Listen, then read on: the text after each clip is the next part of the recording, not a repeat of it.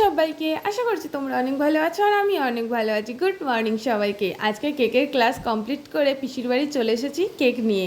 তার কারণ ছিল কালকে পিসেমশাইয়ের জন্মদিন, তো পিসি আমার কাছে কেক অর্ডার করে, তো সেই জন্য কেক নিয়ে আমি চলে এসেছি। আর আজকের ওয়েদারটা কিন্তু ভালোই ছিল, কিন্তু তারপর পিসির বাড়ি ঢোকার পরেই দেখলাম ঝমঝম করে বৃষ্টি নেমে এলো। তো তারপরে দেখলাম পিসি আমাকে মিষ্টি দিয়েছে। এখান থেকে আমি একটাই মিষ্টি খেয়েছি, কারণ আমি কেকের ক্লাসে প্রচুর কেক খেয়েছি, পুরো মুখ মিষ্টি হয়ে আছে। তারপরে দেখলাম যে ভাত, সোয়াবিনের তরকারি, চিকেন কষা, চাটনি আর দিয়েছে। এবার পিসিকে বললাম আয় দুজন মিলে একসাথেই খাবো, তো অনেক দিন পরে এসেছি, দুজন মিলে গল্প করতে করতে খেলাম।